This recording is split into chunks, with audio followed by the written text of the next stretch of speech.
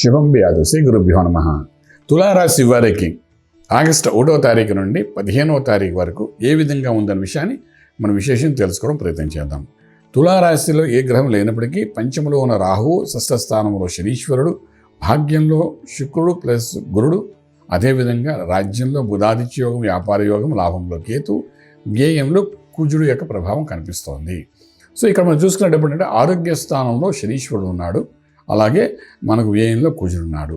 ఈ రెండు మనకు కొంతవరకు ఇబ్బంది పడేటట్టుగా కనిపిస్తుంది తప్ప వేరేం కాదు.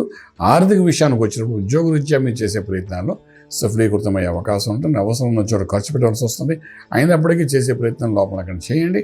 సక్సెస్ కనబడుతున్న 20-25% హైక్స్లో ముందుకెళ్ళే అవకాశాలు బాగానే ఉన్నాయి. అలాగే వ్యాపారంలో కూడా ఇన్వెస్ట్మెంట్ ప్లాన్స్ కానీ, కొత్త వ్యాపారం కానీ, కొత్త ఆలోచనతో ఏదైనా చేయాలనుకుంటే దానికి శ్రీకారం చుట్టండి. మంచి శుభగడియల్లోని, శుభమైన ముహూర్తంలోని మీరు అది ఆరంభించడం ప్రయత్నం చేయగలిగితే డెఫినెట్గా లైఫ్ అంతా సక్సెస్ఫుల్.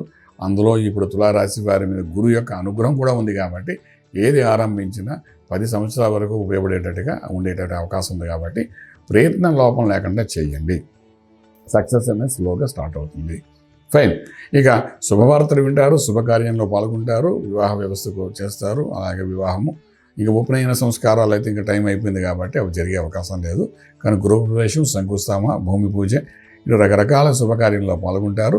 అలాగే వివాహ వ్యవస్థలో కూడా మీరు చేసే ప్రయత్నంలో సఫలీకృతం అవుతారు. మీ మాటకి గౌరవం పెరుగుతుంది, పెద్దరికం వస్తుంది. పెద్దరికంతో మీరు చేసే ప్రతి పనిలోని ఒక సక్సెస్ఫుల్ కనబడే అవకాశం బాగానే ఉంది. ట్రేడింగ్ చేసుకునేటప్పుడు ఐరన్ కోర్ మీద, స్టీల్ మీద, మైన్స్ మీద ట్రేడింగ్ చేయండి. లక్కీ నెంబర్ 9 పాజిటివ్గా మీకు పనిచేస్తుంది.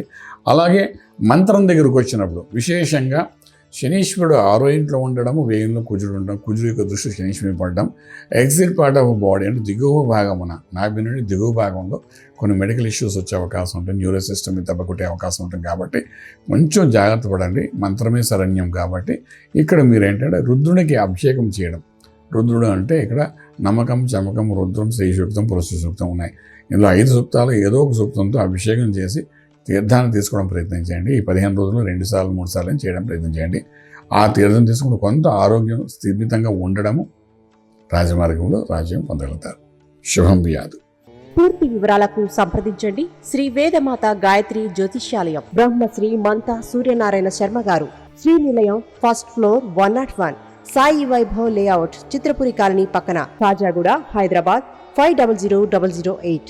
సంప్రదించవలసిన ఫోన్ నంబర్ 8855559147, 8855559148, 9849996644.